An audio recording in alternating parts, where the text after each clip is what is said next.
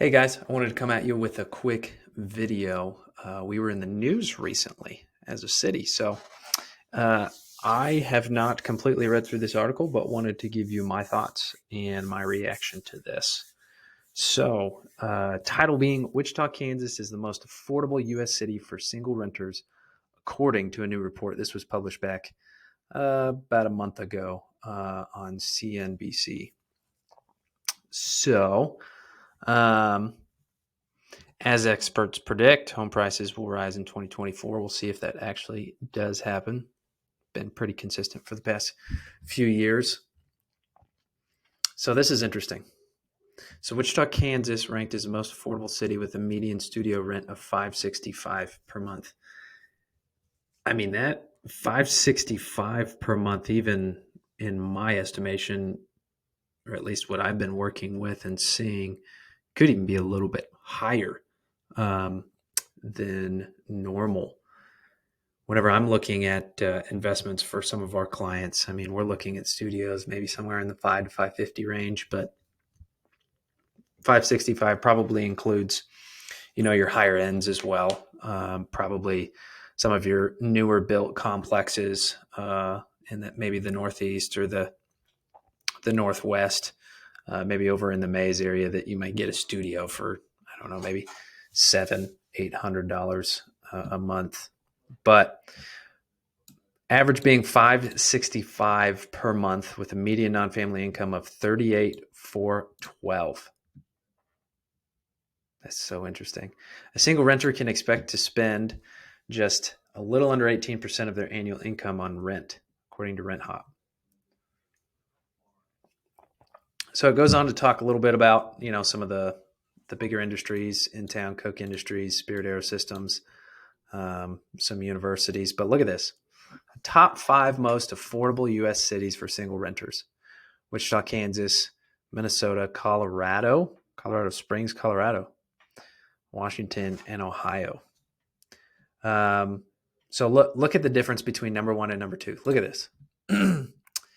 Number 2 most affordable city for single renters in the U.S. The median studio rent is less than $1,000, so single renters can expect to allocate 20% of their annual income to housing costs. So the difference between number 1 and number 2 is that we're at $565 per month at 18% of their income.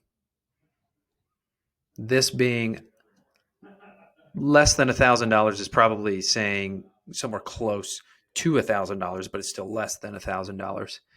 And renters can expect to allocate almost 3% more. Almost 3% more of their annual income to their rent if they're renting a studio based on median rent. That's significant between number 1 and number 2. I mean, 3% over a year, you could save a fair amount of money. So that's very interesting, especially being the most affordable renting market for single renters. The other thing is, let's see the other end. The least affordable U.S. cities for single renters: New York. Oh my gosh. The median studio rent in the past year has risen over 9%. So the median being is median middle. I had to think about that for a second. The mean is the average, median middle. So the median studio rent in the past year has raised over 9%. So rent raising 9% is more than the difference in how much you're going to allocate to your rent between number 1 and number 2. That's crazy.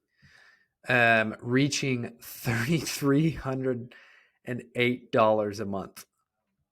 $3,308 a month. So based on a median non-family household income of $55,000, a single renter spends about 71.13% of that on rent. So the difference between median non-family household income, is that the same thing?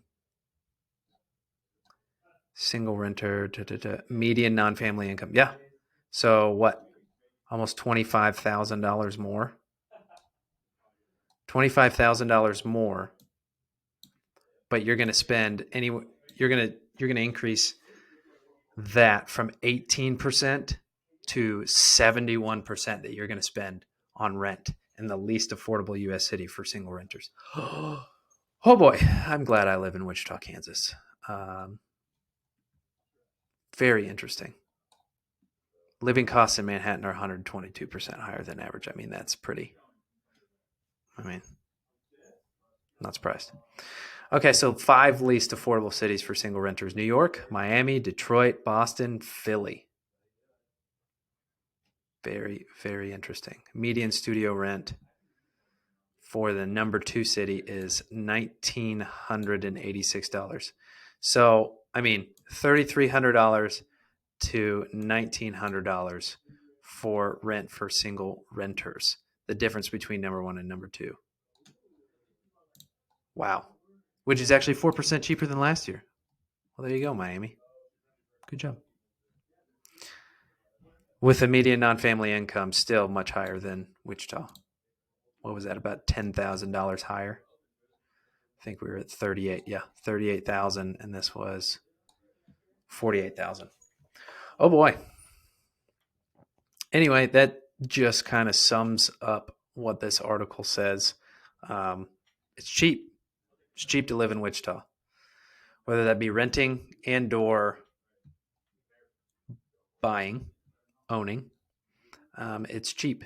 It is cheap to live in Wichita. So anyway, if you guys have any questions, comments, concerns, gripes, or praises, just leave something in the comments. Would love to hear your thoughts. Maybe if you wanted me to give some more thoughts about the market, thoughts about different things going on within the market, whether it be renting, whether it be buying, be more than happy to. These are kind of fun.